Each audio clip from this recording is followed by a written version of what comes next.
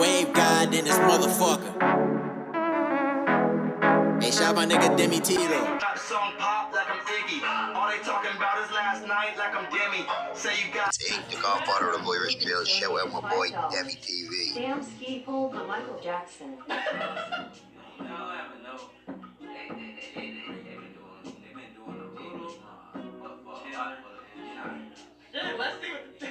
Let's see what the chat thinks. Let's see. Cause that nigga Demi was like, I'm king. Dean fam, we doing another video for good enough, you feel me? Shout out to this channel, go show it some love and tell them Dean sent you, you feel me? And today's reaction title's called The Deadliest Man Eater to Ever Live. Let's get in, or ever existed. Shit, either or, both of them mean the same thing. But you get what I'm saying. Check out the Dean TV clothing merch in the description box below. And cop some merch, you feel me? And show your boy some support and love, you feel me?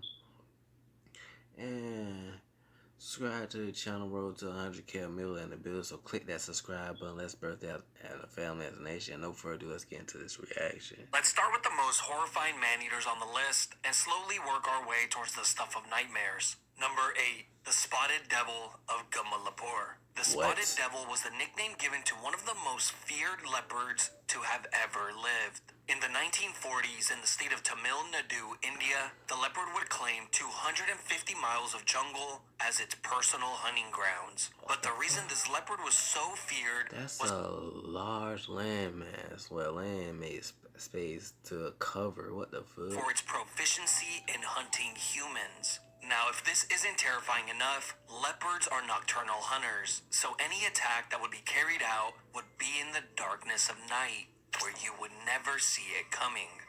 And 42 people across multiple villages would meet this horrifying fate. The Spotted Devil became so feared that after a while, people in the villages began to barricade their doors after sunset and refused to step foot outside, including to use the restroom, causing a health crisis in many villages. And in its frustration, the leopard would begin to enter homes through windows, roofs, or by any... That motherfucker said, I don't give a fuck, any means necessary, AMP. Means necessary. Snatching people in the dead of night and dragging them into the forest to be devoured. It wouldn't be until the famous hunter Kenneth Anderson was called for help that the leopard would finally be challenged. Anderson was a notorious hunter that specialized in hunting big game animals, especially those that hunted humans. It would take him 3 nights to finally come face to face with the cat, where he would be woken up in the middle of the night by a stray dog that he befriended that night, when it began to violently shake with uncontrollable fear.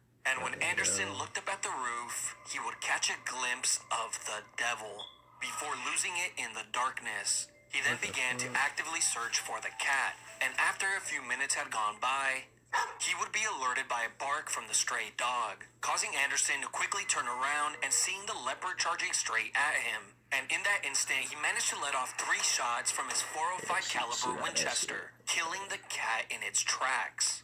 After examining the body, Anderson would discover porcupine quills lodged between the toes of the leopard's foot, an injury that prevented it from hunting its natural prey, resulting the animal to turn to human flesh. As for the stray dog that Anderson befriended during that hunt, he would actually go on to adopt him. So the only reason why it was going towards animals because it injured its natural state and just had to basically develop to learn how to develop something new and say, okay, you know what, I'm gonna go to this. You feel me? Makes sense, but that's where that's why animals need to actually talk the fuck, cause yeah, instead of like animals be so aggressive and shit, like bro, little shit can save lives like that. The fuck, like the animal could telepathically and that what the fuck that and like that cat and type shit could have told him what's up. Shit could have been solved. Boom out per. Number 7, the Tigers of Chowgud. This was a pair of Bengal tigers consisting of an old tigress and her young adult cub, which over the course of 5 years managed to accumulate 64 confirmed kills. This all took place in the Kumal division in India from 1925 through 1930.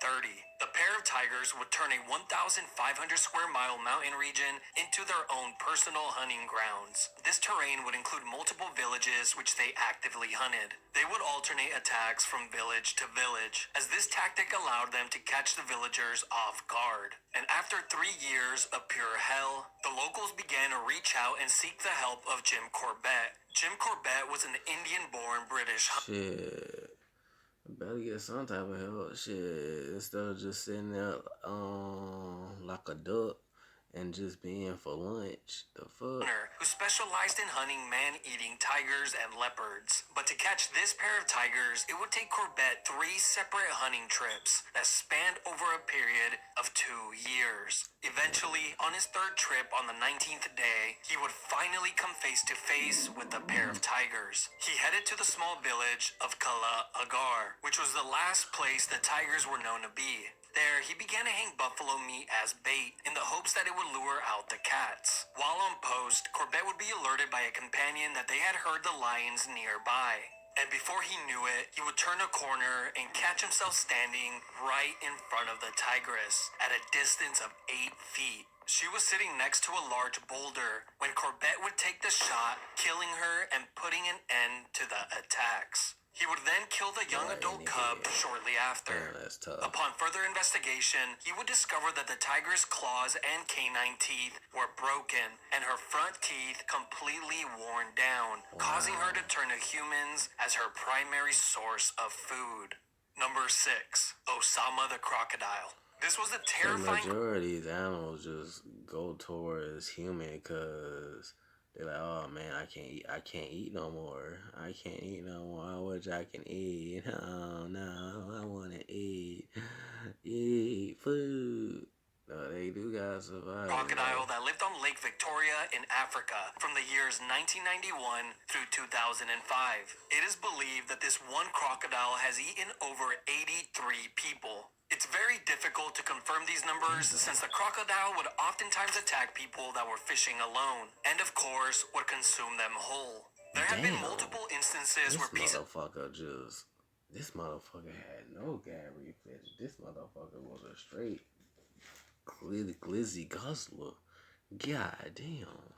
of clothing would wash ashore from someone who had recently went missing. But sadly, ripped pieces of clothing were not the only thing to wash ashore. Sometimes an arm or a leg would too. The That's locals have crazy. even reported seeing children dragged from shore after Ain't no attempting to fucking fill way. their buckets. But the horrifying nightmare doesn't stop there. The crocodile So they just watch the fuck.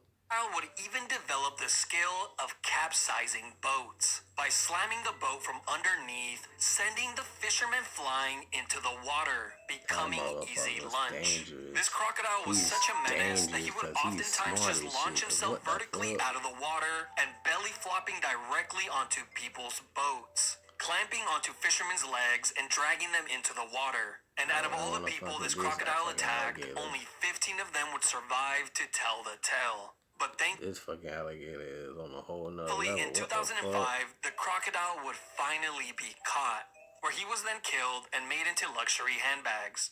Number 5, the man-eating leopard of Rudraprayag. The first attack came in 1918 in Benji village in the Rudraprayag district of India. This would mark the start of a bloody and gruesome killing spree that would last 8 long years, leaving 125 people dead. During this time period, very few people would even dare to step outside of their homes after sunset, fearing that the leopard would be waiting for them outside, as he often would, since he preferred the taste of human flesh over anything else. And when people stopped going outside, the leopard began to adapt. He would begin to break down doors, leap through windows, and even come in from the roof, which were made from plants. And once inside, he would That's grab the ridiculous. person How the and fuck drag you them do out to that the dark shit? forest, where he would devour them. After hundreds of people met this fate, units of Gurkha and British soldiers were sent in to track the animal down, but failed miserably. The British government even offered a handsome reward to anyone who could manage to kill the cat, and many well-known and famous hunters stepped up for the task, and failed as well. But on the 2nd of May, 1926, the legendary hunter Jim Corbett would personally take this task on for himself. This would lead him on a 10-week hunt through the jungle, where he would track the cat down and shooting it dead, completing a task that many thought was impossible. And after examining the body, Corbett would discover that there was nothing inherently wrong with the cat. Well, nothing that would prevent it from hunting its regular prey, since it did have some bullet wounds from hunters who had recently missed its vital organs. But other than that, it was fine. Corbett came to the conclusion that the cat had developed a taste for human flesh when it was still very young. You see, a cholera outbreak occurred years prior, and many people who died from the disease would be taken to grave sites where they were left unburied. And to a young cat, this would have been easy food. But when the disease inevitably slowed down, the bodies did too, causing the cat's food supply to dwindle down. So naturally, the cat began to hunt and consume the food that it had always eaten. Number 4, the man-eating lions of Savo. Yeah, it's a lot of man-eating cats out this bitch. One And floor, hit me with not a fucking whole. ass soon as I called that bitch a Tartar. Like, what the fuck? Sabo.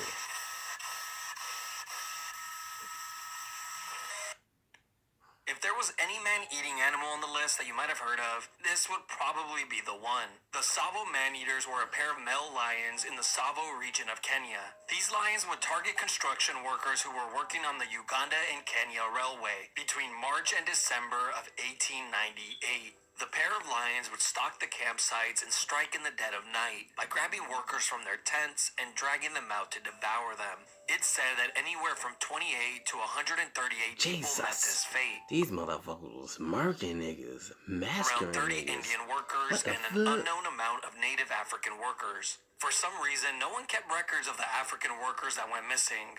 That's why there's such an enormous disparity in the fatality count. And when the attacks first began, only one of the lions would enter the camp at night, taking one victim to be split among the pair. But as time went on, the pair of lions would become a lot more bold, with both of them going into camps and each of them claiming a victim for themselves. These attacks would be carried out on an almost daily basis, with all the workers personally knowing someone who had went missing. It wouldn't be until hundreds of workers abandoned the job site, which caused the entire project to come to a complete stop, that the officials were finally forced to find a solution, sending in around 20 Indian soldiers to hunt the pair of lions down, where they would go on to completely fail. But on December 9th, 1898, Colonel John Henry Patterson would catch one of these lions approaching camp. He would go on to tag it with a high-caliber rifle on the back leg and scaring it off, just for it to return back the same night, where Patterson I would bet tag he like, bitch, I'm back. it once more, piercing its heart.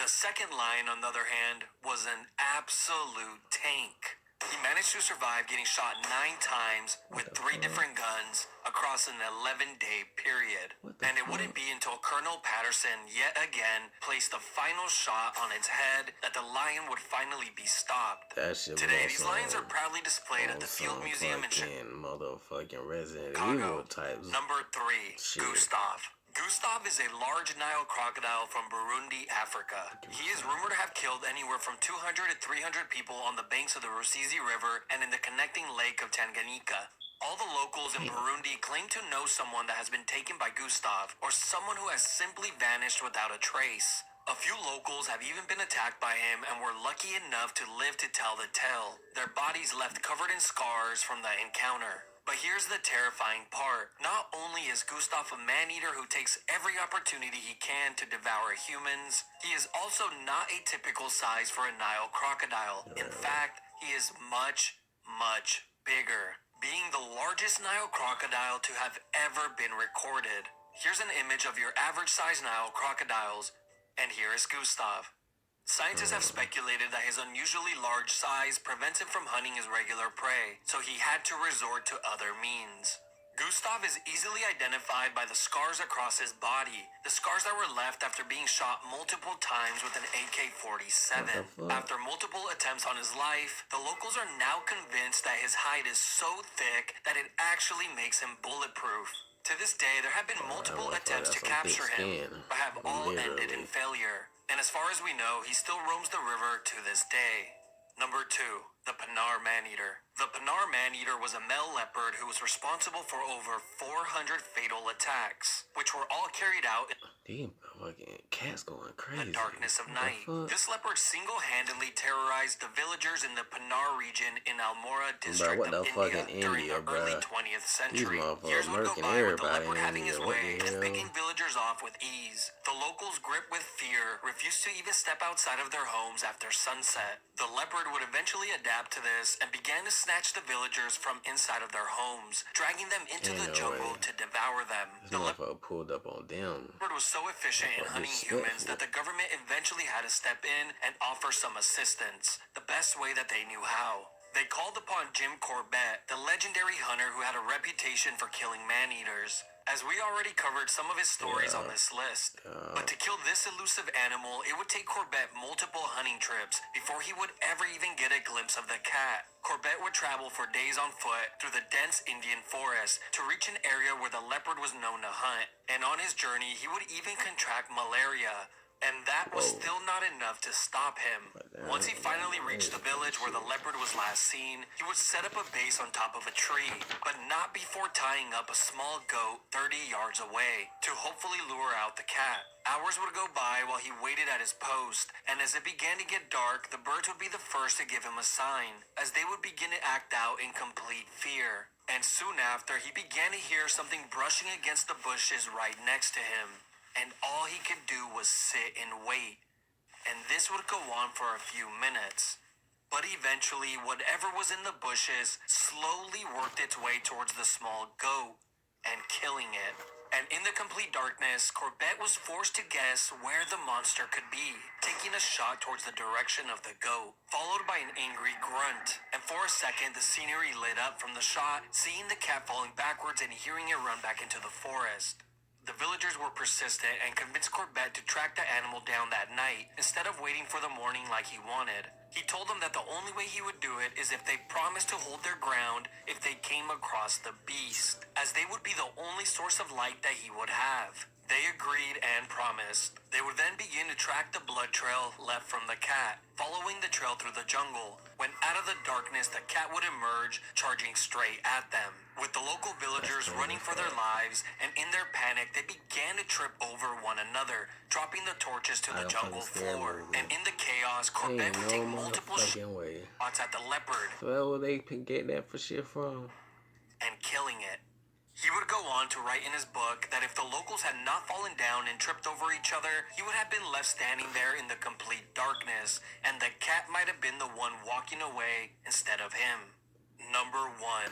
The Devil of India. This is the single deadliest animal to have ever Why lived. all these things that happen in India? The fuck, bruh? I feel sorry for y'all people in India, cause what the hell? And would make one hunter an absolute legend. The Devil of India was a Bengal tigress responsible for an estimated 436 deaths, which she acquired in Nepal and the Kumal division in India from the late 19th and early 20th century. The tigress was even entered into the Guinness Book of World Records for holding the largest number of fatalities by a single animal. The killings first began in western Nepal, where the villagers were tormented and eaten for 3 long years. Hunters would eventually be sent in to track the animal down, but she would prove to be too elusive. Eventually, the Nepalese army was called in, and they would succeed in scaring her away, forcing her across the border and into India, where she would continue to hunt for humans in the Kumal district, rotating her kills between multiple villages, picking anyone off who would venture into the woods. And since all the kills were done in broad daylight, this would leave the villagers completely paralyzed with fear, preventing them from working and leaving their homes. This nightmare would last for a dreadfully long 4 years, but eventually a handsome reward would be offered to any man who could manage to kill the beast. Many well-known and famous hunters would attempt this task, but would all return home with a taste of defeat.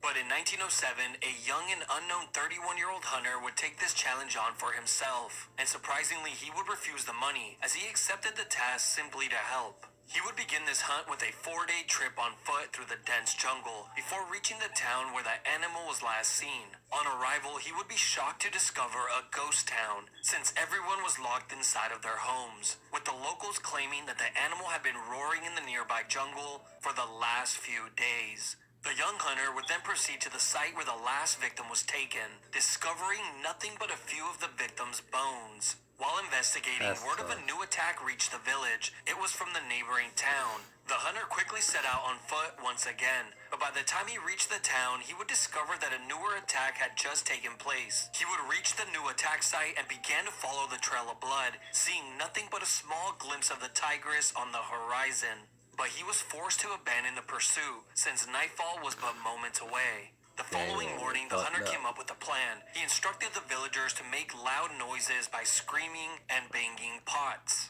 As he began to walk through the dense jungle and working his way to the grasslands at the edge of the forest, Aggravate the fucking cat. the villagers would begin to make noise too soon. Charles The hunter was Johnson left with no choice but to run as fast as he could through the dense jungle, slipping and falling on rocks and roots, trying his best to get to the edge of the forest before the beast. Once he finally arrived and out of breath, he feared that he might have missed her. He waited for a moment, catching his breath, and she appeared, walking out of the forest like he predicted. He would ready his rifle and take the shot, wounding the animal in the back leg. As the giant cat began to climb over a rock, the hunter took his second shot and missed. With the cat over the rock and out of sight, the only option left was to track her down. Once he climbed over the rock to see where the animal had gone, she would instantly appear standing on top of another rock where she would begin to charge him head on. And in that instant, the hunter would let off his third shot, sending the animal from a complete charge to collapsing onto the floor. Laying on the grass, she would take her last and final breath. Upon inspecting the body, the hunter found that the tigress' top and bottom jaw were completely broken. A hunter long ago, before she was ever a man-eater, attempted to kill her for sport, permanently injuring her, preventing the animal from hunting and eating her natural prey, resulting in her having to resort to eating humans as a means of survival. But after 7 long years and devouring over 430 people, the nightmare would now come to an end. The people from countless villages would finally have true peace and their normal lives return to them.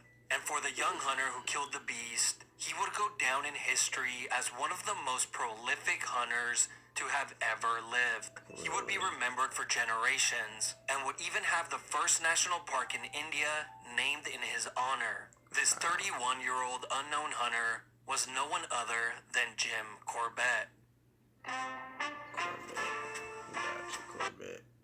Hope you guys like that Dean Fun Dean Nation. Go show this channel some love. See you guys next time. Love you guys. And I'm out. And subscribe to the channel.